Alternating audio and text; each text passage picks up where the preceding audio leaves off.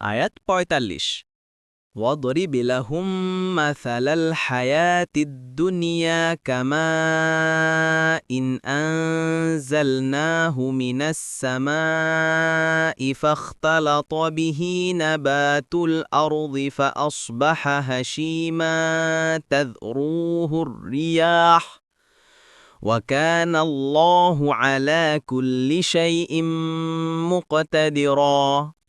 অনুবাদ, আর আপনি তাদের কাছে পেশ করুন উপমা দুনিয়ার জীবনের, এটা পানির ন্যায় যা আমরা বর্ষণ করি আকাশ থেকে, যা দ্বারা ভূমিজ উদ্ভিদ ঘন সন্নিবিষ্ট হয়ে উদ্গত হয়।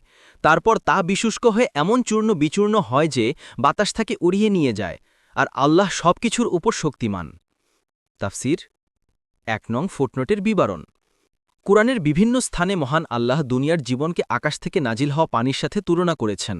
দুনিয়ার জীবনের ক্ষণস্থায়িত্বের উদাহরণ হল আকাশ থেকে বর্ষিত পানির মতো, যা প্রথমে জমিনে পতিত হওয়ার সাথে সাথে জমিনে অবস্থিত উদ্ভিদরাজিতে প্রাণের উন্মেষ ঘটে, কিন্তু কিছুদিনের মধ্যেই সেই পানি ফুরিয়ে গেলে, পানির কার্যকারিতা নষ্ট হয়ে গেলে আবার সেই প্রাণের নিঃশেষ ঘটে।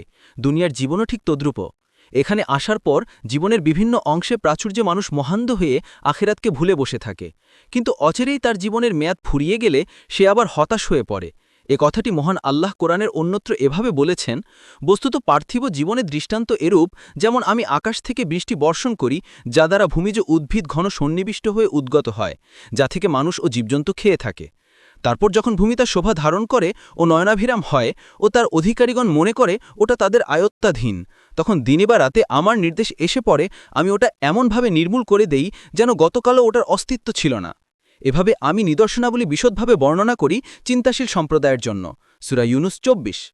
আরও বলেছেন, আপনি কি দেখেন না, আল্লাহ আকাশ হতে বাড়ি বর্ষণ করেন, তারপর তা ভূমিতে নির্ঝনরূপে প্রবাহিত করেন এবং তা দ্বারা বিভিন্ন বর্ণের ফসল উৎপন্ন করেন। তারপর তা শুকিয়ে যায়, ফলে তোমরা তা পীত বর্ণ দেখতে পাও, অবশেষে সেগুলো খড়কুটোয় পরিণত হয়। এতে অবশ্যই উপদেশ রয়েছে বোধশক্তি সম্পন্নদের জন্য। সূরা আজ-জুমার ২১।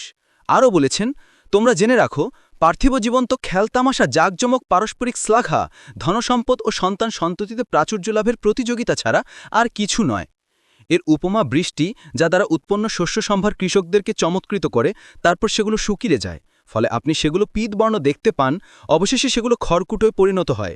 পরকালে রয়েছে কঠিন শাস্তি ও আল্লাহর ক্ষমা ও সন্তুষ্টি। পার্থিব জীবন প্রতারণা সামগ্রী ছাড়া কিছু নয়। সূরা আল হাদিদ ২০।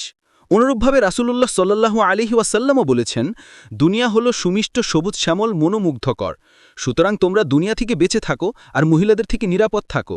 মুসলিম।